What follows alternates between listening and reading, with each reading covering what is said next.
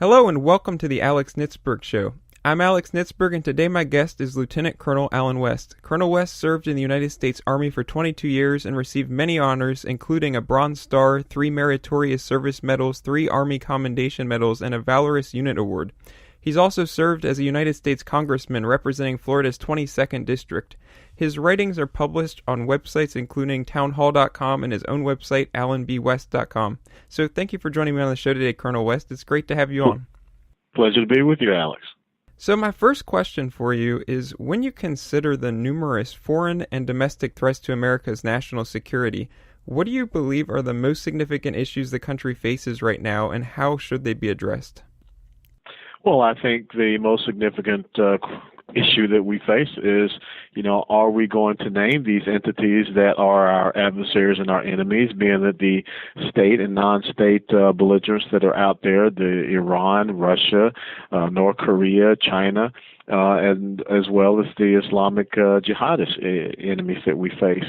And then how we're going to rebuild our military capability and capacity to be first and foremost a deterrent, but then also to be able to engage these enemies across the globe, not so much in nation building, but more in the ability to, have quick striking operations, deny them sanctuary, so that we can not allow this enemy, being it the state or the non-state actors, to be able to combat us and confront us and to have an advantage over us. When I look and see what China has done with the military islands they built, that should have never happened.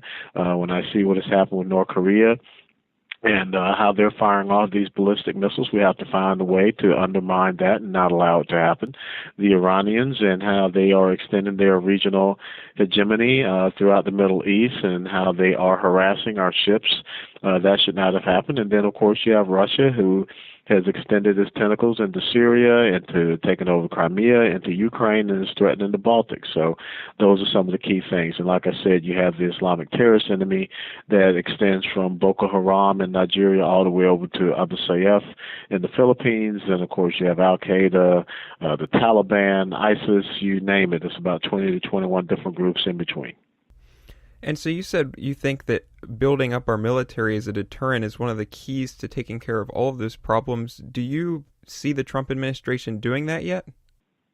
No, I don't. I mean, I hate to say it, but right now, we have a $16 billion request in the budget to go to our military, but we don't know what that's going to go to, really.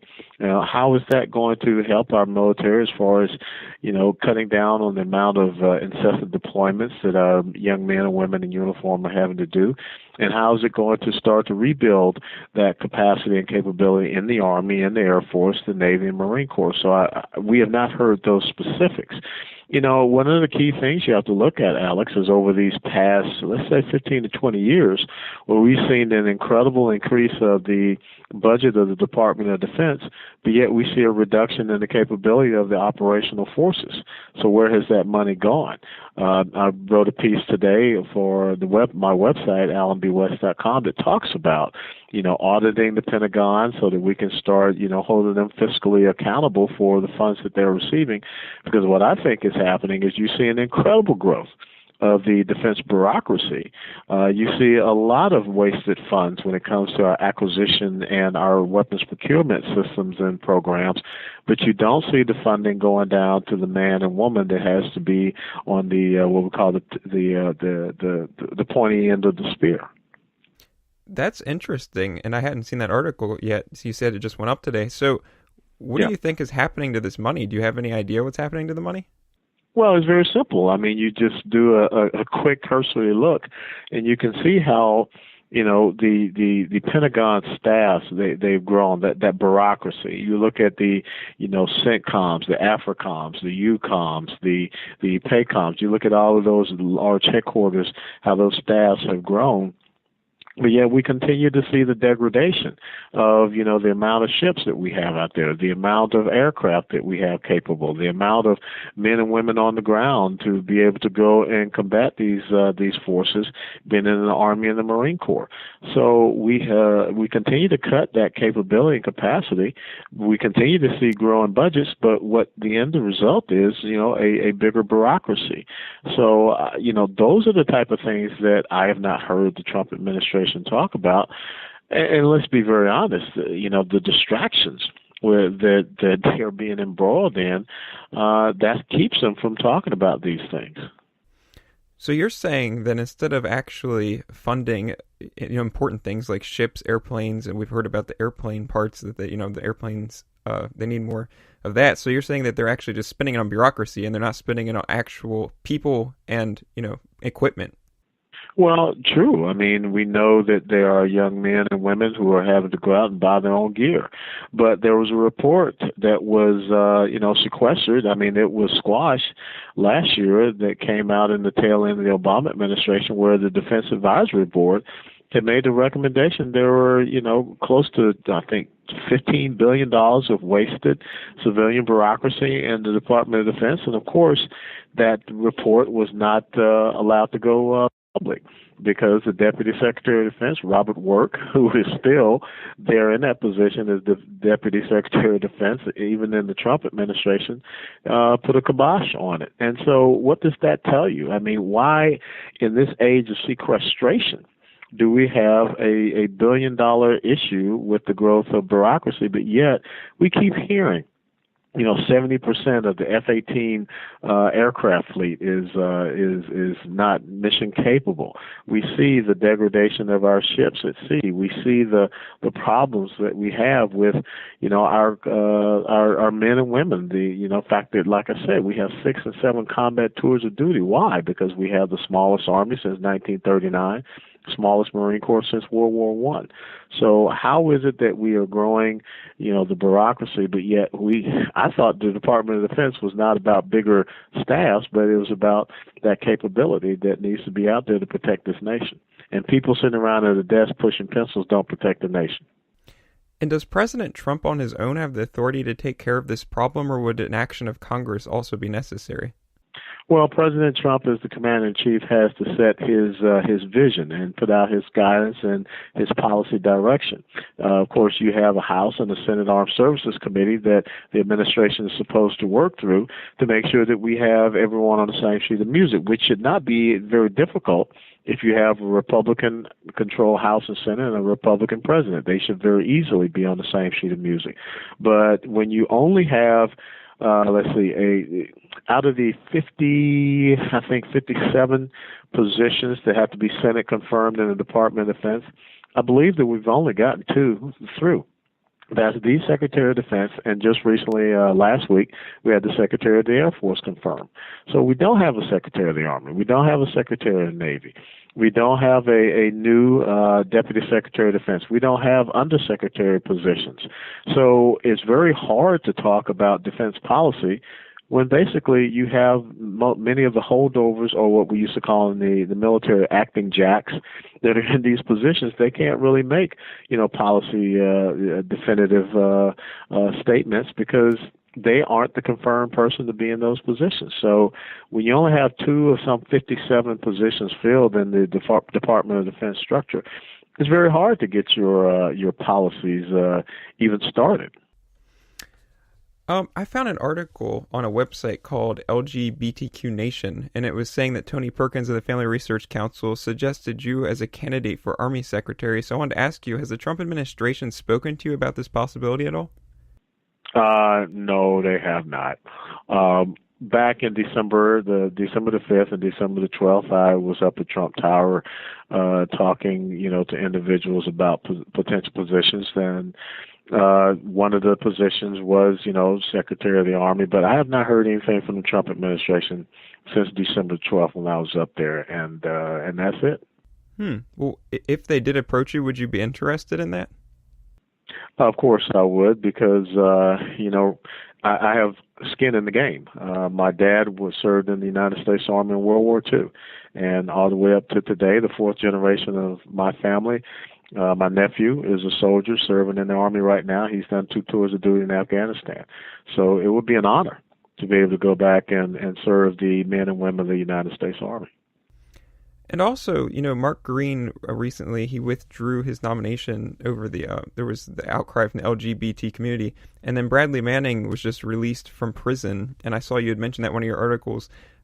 Do you think that Don't Ask, Don't Tell policies should be or even could be re-implemented at this point?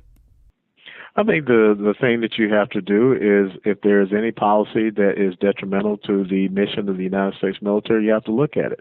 But the real concern that we have to think about is social egalitarianism in the military and the impact of these external special interest groups that they have on our Defense Department and our military.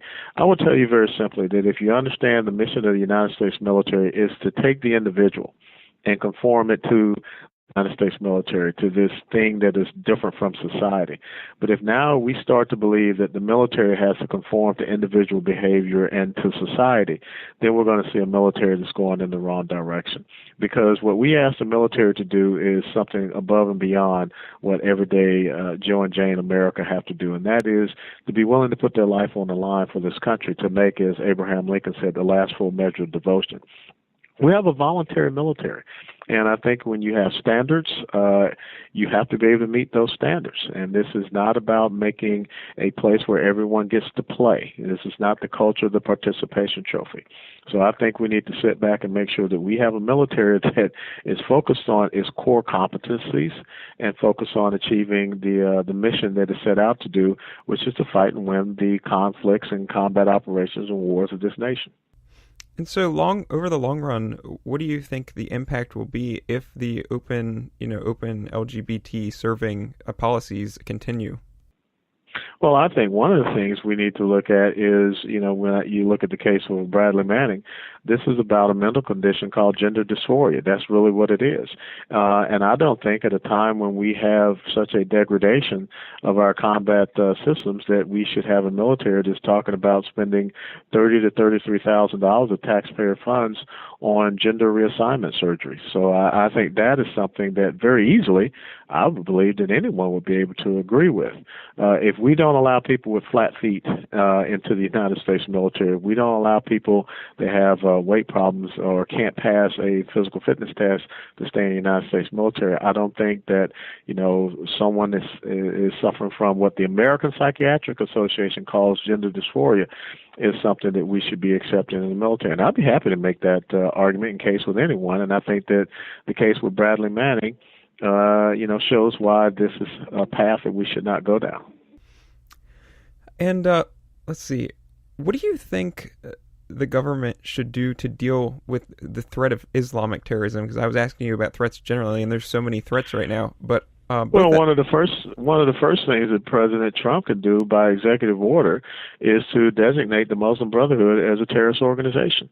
If you have the chance, go and your listeners go and pull down the Muslim Brotherhood Strategic Memorandum that was written in 1991 by Muhammad Akram. It is now open source. You can read it. You can, if you understand and read Arabic, you can see that, and you can read the translated version. But it was found in a 2004 FBI raid in a home in Northern Virginia, and it talks about what this organization seeks to do in the United States of America. They call it a civilizational jihad, and it lists the organizations that they are going to employ here in America to make that happen. So I think that that's one of the key things we should do. I mean, the Muslim Brotherhood has been declared an Islamic terrorist organization by several members of the Gulf Cooperation Council. So I don't know why we are lagging behind in doing that, and that's something very easy that President Trump can do, and then we can start to undermine this infiltration that they are making into our political, our educational, our cultural, even religious systems here in the United States of America. I just spoke to John Guandolo from Understanding the Threat on my last podcast, and he talked a lot about that, how the Muslim Brotherhood is, all these organizations are affiliated with Muslim Brotherhood throughout the United States, including, all these people in government that are advised, all this stuff. So he talked about that. His website's called understandingthethreat.com. And Have you seen the Trump administration doing anything about that? Any of that stuff? Labeling the Muslim Brotherhood a terrorist organization, or just trying to root out the terrorist sympathizers that are Islamic people working with the government?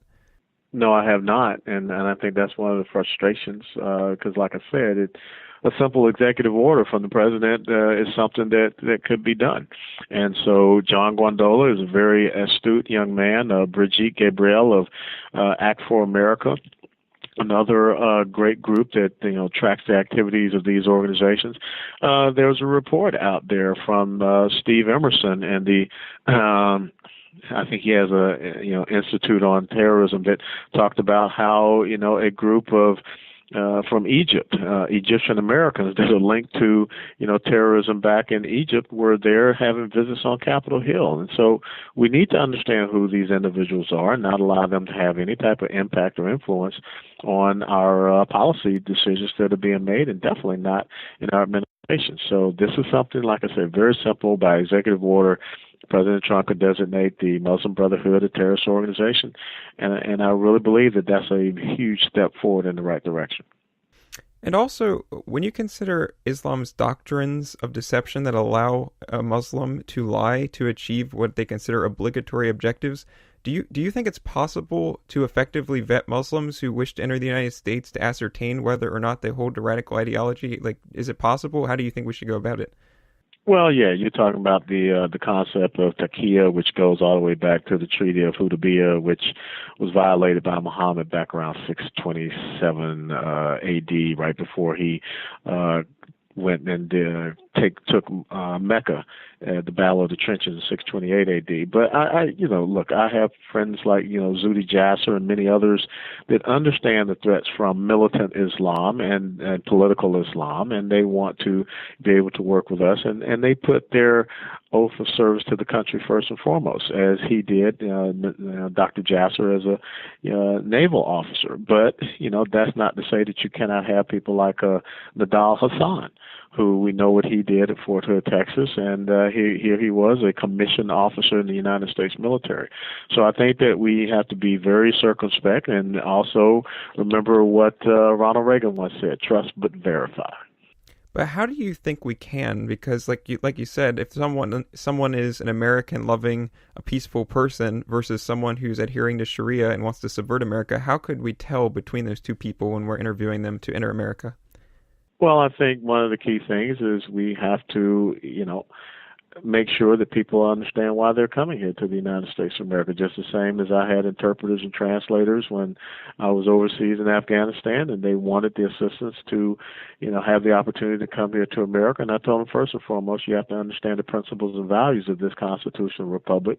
Our first right is the freedom of religion, and we have no problems with freedom of religion. But when you are subscribing to an ideology such as Islamic jihadism, Islamism, that seeks to undermine the freedoms and beliefs and the principles that we hold dear, and especially individual liberties and rights and freedoms, then you are, you're embracing something that is antithetical and contrary to who we are. And I'm not saying that you have a quote unquote religious litmus test or anything, but I think that when you have people that are out proselytizing, and you have certain clerics in the United States of America that are speaking out on things that are 180 degrees away from who we are, then we should call that into question. And we should be able to say, possibly this is not the country that you want to be in, especially if they're here on a visa. And let's always remember that the 9/11 conspirators were here on student visas. So I think that that's one of the things we need to look at. President Trump and really President Obama, who started, they were smart in saying that we have to look at these countries that are failed states, that have terrorist sanctuaries operating within their borders, and we have to be more circumspect. Look at what has happened in Europe with the influx of the refugees, in which ISIS said that we will infiltrate. And you've had these terrorist attacks in London and France and Brussels and all across Germany, and some of the issues that they're having there. So I understand the benevolence that we want to have here in Western civilization in our liberal democratic states. But we also have to understand that this is about respecting us and our rule of law and our system of governance. And if you cannot accept that and understand that, then this is not the place for you. In one of your recent articles on your website, you mentioned Russia, Iran, China, and North Korea, and then you said, if anyone is so foolish to not see the real collusion with those four nations, then you're as blind as can be. So could you just elaborate on how you believe those four nations are colluding with each other and what impact that their collusion is going to have on American interests? Well, it's very simple. I mean, there's no doubt that Iran and North Korea are working together on nuclear development and also ballistic delivery means systems. It was in 2007 when Israel bombed a nuclear facility in Syria that had very much so similarities to the Yongbyon North Korean nuclear facility as well. And you didn't hear a peep out of that. We know that Syria is a client state as well as Hezbollah of Iran. And who do you see operating in Syria right now, supporting Bashar al-Assad staying in power? It is Vladimir Putin in Russia and Iran as well. We know that Iran has purchased the very threatening, the very venerable S-300 surface-to-air missile system. They were not supposed to be purchasing new missile systems, conventional systems, under the Iranian nuclear agreement, but they are placing those at their nuclear sites there in Iran. We know that China is making incursions as far as economic viability with Russia as well to some extent, and China is not doing anything to rein in North Korea. So you see this circle that is developing, and I wish that people would talk about it more often because I don't want to see us be in a 1930s type of situation where we see an axis that is forming, but we have our head in the sand and we're not paying attention to it. Do you see these four players as potentially starting another world war? Is that what you mean when you say that? Well, in a way, you're already in a sort of Cold War, or if anything, a lukewarm war. I mean, you see what Russia has done, supporting the paramilitaries that took the Crimea, that are, overrunning parts of Ukraine, the eastern Ukraine, threatening the Baltics. We see what China has done with building these man-made islands and putting military fortifications on it. We look and see what North Korea is doing, and of course what the belligerency of Iran, the number one state sponsor of Islamic terrorism, the fact that you have Hezbollah and the Quds Force that are operating openly in Syria, that lets you know, and as well as the Houthi rebels who are being supported by Iran, who fire missiles toward U.S. warships in the Persian Gulf. So you're kind of already there. And furthermore, I forgot, Russia. Russia is now providing arms and support to the Taliban against us in Afghanistan. That has been confirmed by General Nicholson, the commander there in Afghanistan, as well as the Secretary of Defense, who used to be the commander of the Central Command. So all of these things are happening, but we're not talking about it. What we're talking about is James Comey. What we're talking about is, Russian involvement in our elections. And so it drives me insane, the fact that all of these things are going on, and we have elected officials who are stupidly not focusing on that which is their number one responsibility, which is to protect the American people and this country. They're worried about political gimmicks. Well, and why do you think the Congress and the president are not engaging with these serious issues? What do you think is going on in Washington? I think what's going on in Washington is they chase the news cycle. And sooner or later, you got to have an adult in the room that does not chase the news cycle. Do you think that all these problems we're talking about, because I actually want to talk about them because I'm also very tired of hearing about Russia and Comey and all that stuff. I think there's a lot more important issues going on, so I'm glad that you're here to talk about them. Do you think that the United States should engage militarily with any of these threats, or do you think that the solution is just to build up the military to kind of scare people out of threatening us? Well, that is the solution. When you have a deterrent, that is the essence of the word. It deters people from, seeking to, have these type of incursions. But everyone's paying attention to what is, we're not paying attention as a country, but everyone else is paying attention to what is going on with our military. Everyone else is paying attention to what is going on with a failed foreign policy out of the last 8 years. And when you don't have a credible military capability to back up any type of foreign policy, then you see these people being able to make the inroads and the advances for their own goals and objectives that they're making.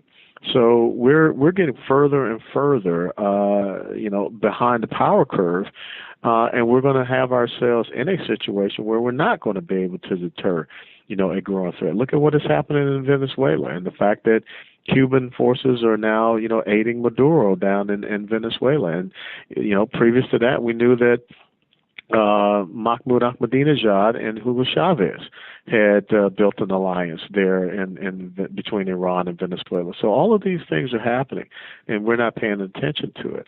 So that's going back to the thing that you originally talked about. What is the big concern? The concern is that we are totally distracted, by a news cycle that is into the sensational and into the scandal, if you want to call it that, when there really is no there. And then one of the other things I want to ask you about, this is kind of off topic, but what do you think, why do you think that the vast majority of Black Americans vote for liberal candidates, in almost every election? And what do you think conservatives should do to convince them to change their votes going forward? Conservatives should start telling them about what it means to be a conservative, not a Republican. If you go back and you read the writings and understand Booker T. Washington, who is the father of Black conservatism, his whole three-point plan for opening up Tuskegee Institute was based upon education, self-reliance, and entrepreneurship. Those are conservative principles and values, as well as strong families. But what you're seeing since the Great Society programs of Lyndon Johnson and the expansion of the welfare nanny state is the decimation of the two-parent household in the Black family. And you look at our inner cities, and it's become an economic plantation. So we do not talk to the minority communities about principles and values of which they are more so conservative, more so aligned that way than they are with liberal progressivism. So as soon as we can start having that conversation and start challenging the left on their failures in many of these communities, they're going to continue to go that way. And this is not about outreach. Outreach means you show up in, Black History Month or Hispanic American Month, and then they don't see you again until 2 months before an election. This is about constant policy inclusiveness and engagement. We should have told, the entire Black community that it was Barack Obama who canceled the D.C. school voucher program in April 2009, while he sent his kids to the prestigious Sidwell Friends. That's hypocrisy. We need to be talking about school choice, vouchers, charter schools, all of these things that we can offer to, struggling young families in the Black community or single parent, family in the Black community, so that their kid can have a quality education, because that's the only way you break the chains of this modern economic enslavement that we see happening in many of the inner cities. So we need to talk about principles and not talk about party. Well, I actually was going to ask you, is that what you think we need to do to fix, what do you think we need to do to fix the public education system so that the poor children in not, affluent communities can actually get a good education? The lower income people need to have a viable alternative, and that's where vouchers should come in. If anything, the money should follow the child. Okay, that's how it should be, and I think that is very key. That is very important, and that's a winning issue. Because the left, which is owned by the teachers' unions, does not want to hear that policy alternative. That's why Betsy DeVos is incredibly hated. And look at the horrible treatment reception that she received when she was trying to deliver the commencement address at Bethune-Cookman College in Daytona Beach, Florida. So you believe that each parent should have whatever the amount of money that their local government decides, and they should be able to bring their child wherever they want and pay the school that money? I grew up in the inner city of Atlanta, Georgia, the old Fourth Ward neighborhood, the same neighborhood that gave us Dr. Martin Luther King Jr. My parents made the decision that I would not go to C.W. Hill or John Pope, the two elementary schools. They made the choice to send me to Our Lady of Lourdes Catholic School, which is located right across the street from Ebenezer Baptist Church and Dr. King's final resting spot. They made the investment in my education, and it put me on a different path. Sadly, my school, Our Lady of Lourdes, is no longer in existence. It is only a community center now because it lost the funding through the Archdiocese of Atlanta. Now think about how many good young men and women, boys and girls out of that community don't have that educational opportunity, that educational choice for their future. So that's what we need to do. We need to give parents all across this great nation alternatives, and they need to be able to make the choice for their child. I find it very amazing that, you know, the other side says they're all about pro-choice, but not when it comes to education, not when it comes to tax policy or anything else, only when it comes to killing kids. All right, and then one question before you go. Last fall when I spoke to you, I brought up the event where students staged a walkout at St. Louis University when you were going to speak there. So have you been speaking at colleges over the last 6 months, and have you experienced absolutely. Have you been experiencing more protests? No. I think that what happened was, you know, when they saw the fact that I'm not going to back down and the reaction, and also St. Louis University, they had a lot of alumni that called in. They were very appalled because it was out there on video and it was very well documented. I don't think that any other universities want to have that. As a matter of fact, I have spoken at University of California, Santa Barbara, you know, which is not exactly a bastion of conservatism, and I had a good time event there. Been to University of Memphis, University of Georgia, University of Alabama, Dallas Baptist University, which you don't have to worry about there. But I've been to quite a few in the last 3 months, and I'm always happy to do that because that's really the battlefield. That's really the battleground where we need to have, you know, what I call classical liberal thought, which is today's modern conservatism, you know, to challenge this progressive socialism. Well, I want to thank you for joining me on the show today, Colonel West. It's been great having you on. My pleasure. All the best, Alex. You too. And thank you all for listening. I'm Alex Nitzberg, and I hope you'll join me on the next episode of The Alex Nitzberg Show.